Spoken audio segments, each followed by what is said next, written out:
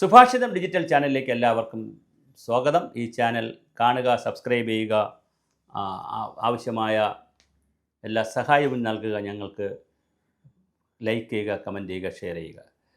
സമൂഹത്തിലെ വ്യത്യസ്ത വിഭാഗങ്ങൾ, വിഷയങ്ങൾ ഏറ്റെടുത്താണ് നമ്മൾ സംസാരിക്കുന്നത്. അതിനിടയിൽ ആനന്ദമുണ്ട്, സന്തോഷമുണ്ട്, സങ്കടമുണ്ട്, ദുഃഖങ്ങളുണ്ട്, പരിഭവങ്ങളുണ്ട്, പരാതികളുണ്ട്. ഇന്നൊരു സന്തോഷ വാർത്തയാണ് നിങ്ങളോട് ഷെയർ ചെയ്യുന്നത്. 1870 മുതൽ 1944 വരെ ജീവിച്ചിരുന്ന ദാദാ സാഹിബ് ഫാൽക്കെ എന്നറിയപ്പെടുന്ന ഇന്ത്യൻ സിനിമയുടെ പിതാവ് എന്നറിയപ്പെടുന്ന 1969 അദ്ദേഹത്തിന് ഇന്ത്യൻ സിനിമയുടെ പിതാവായി മാറ്റിയത്. ദേശീയ തലത്തിൽ വലിയ പുരസ്കാരങ്ങളാണ് ദാദാ സാഹിബ് ഫാൽക്കെ അവാർഡ് എന്ന് പറഞ്ഞ് കൊടുക്കുന്നത്. ഇത് വലിയ അവാർഡാണ്, ചെറിയ അവാർഡല്ല. ഒരു 10 ലക്ഷം രൂപയോളം സംഭാവന കൊടുക്കും. അതിന് പിന്നെ ഷാള്, പിന്നെ മൊമൻറ്റോ, ഇങ്ങനെ വലിയൊരു അവാർഡാണ്. ഇത് 1969 മുതലാണ് ഇത് സ്ഥാപിച്ചത്. 1944 വരെയാണ് ഈ ദാദാ സാഹിബ് ഫാൽക്കെ ജീവിച്ചിരുന്നത്. പക്ഷേ 69 അദ്ദേഹത്തിൻ്റെ പേരിൽ ആദ്യത്തെ പുരസ്കാരം ഏർപ്പെടുത്തിയത്. ദേവിക റാണി എന്ന് പറയുന്ന ഇന്ത്യൻ സിനിമയുടെ ആദ്യത്തെ വനിതയായിരുന്നു ആദ്യ പുരസ്കാര ജേതാവ്. ഇന്ത്യൻ സർക്കാരിൻ്റെ സിനിമറ്റോഗ്രഫി വകുപ്പാണ് ഇത് കൊടുക്കുന്നത്. ഞാൻ പറഞ്ഞല്ലോ, സുവർണ്ണ പതക്കം, പിന്നെ ഷാള്, പിന്നെ 10 ലക്ഷം രൂപ, ഇങ്ങനെ പല കാര്യങ്ങൾ കൊടുക്കും.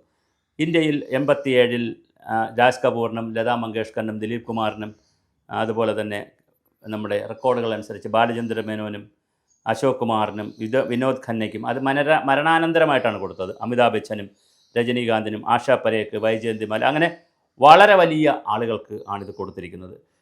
അതുപോലെ 24 മിഥുൻ ചക്രവർത്തിക്കാണ് കൊടുത്തത്. അപ്പോൾ വളരെ വലിയ നടന്മാർക്കാണ് കൊടുക്കുന്നത്.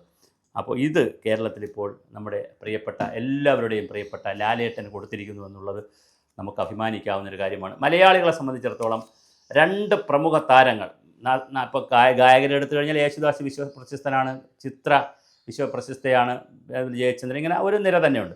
സിനിമാ ലോകം എടുത്തു കഴിഞ്ഞാൽ, സംവിധായക ലോകം എടുത്തു കഴിഞ്ഞാൽ അടൂർ ഗോപാലകൃഷ്ണനെ പോലെയുള്ള അങ്ങനെ ഒരു നിര തന്നെയുണ്ട്. അരവിന്ദൻ, മരിച്ചുപോയ അരവിന്ദൻ, അടൂർ ഗോപാലകൃഷ്ണൻ, അങ്ങനെ ഒരു നിരയുണ്ട്. അതേസമയം നടന്മാരെ രംഗം എടുത്തു കഴിഞ്ഞാൽ മമ്മൂട്ടി, മോഹൻലാൽ, ഇവരുടെ പേരും സൂപ്പർ സ്റ്റാർ, മെഗാസ്റ്റാർ എന്നൊക്കെ പറഞ്ഞ് വലിയ തോതിൽ ലോകത്തിന് സംഭാവന നൽകിയിട്ടുള്ളവരാണ്. വളരെ വളരെ വലിയ വ്യത്യസ്തമായ ഭാവാഭിനയം നടത്തിയിട്ടുള്ളവരാണ് ഇവർ 2 പേരും. 2 പേർക്കും പ്രായം സീനിയർ സിറ്റിസൺസിലേക്ക് നീങ്ങുന്നു. മമ്മൂട്ടിയാണ് കുറച്ചുകൂടെ പ്രായം കൊണ്ട് മുതിർന്ന ആൾ. എന്നാൽ പോലും വളരെ മനോഹരമായ രീതിയിൽ ഇവർ സിനിമകൾ ചെയ്യുന്നു. മോഹൻലാലിൻ്റെ ഈ ഇടയ്ക്ക് ഒരു സിനിമ ഇറങ്ങിയിരുന്നു, അതും വളരെ മനോഹരമായിട്ടാണ് ചെയ്തിരിക്കുന്നത്.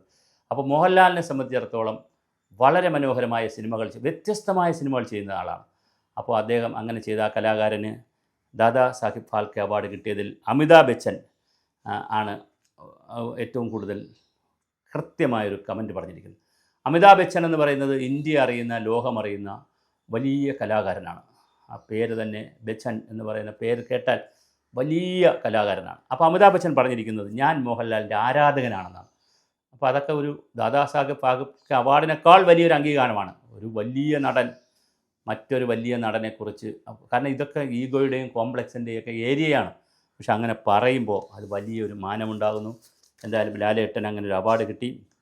സാമൂഹ്യ മാധ്യമത്തിൽ മലയാളത്തിലാണ് ബച്ചൻ്റെ സന്ദേശം. പുരസ്കാരം നിങ്ങൾക്ക് ലഭിച്ചതിൽ അതിയായ സന്തോഷവും ഏറ്റവും അർഹമായ അംഗീകാരം, ഒരുപാട് അഭിനന്ദനങ്ങൾ. അമിതാഭ് ബച്ചൻ്റെ വാക്കുകളാണ്.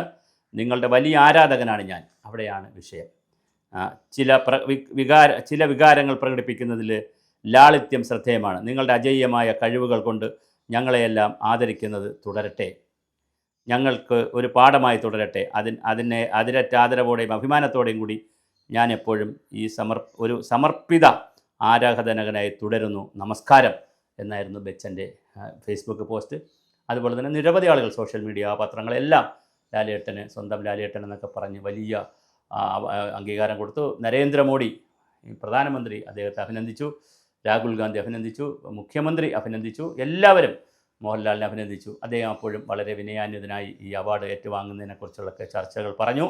തീർച്ചയായും വളരെ സന്തോഷം. നമ്മുടെ സ്വന്തം ലാലേട്ടന് നിങ്ങളുടെ എല്ലാവരുടെയും പേരിൽ സുഭാഷിതം ചാനലിൻ്റെ 1000 അഭിനന്ദനങ്ങൾ. ആയുരാരോഗ്യത്തോടു കൂടി ഇനിയും ഒരുപാട് ലാലേട്ടൻ്റെ ചിത്രങ്ങൾ വരട്ടെ.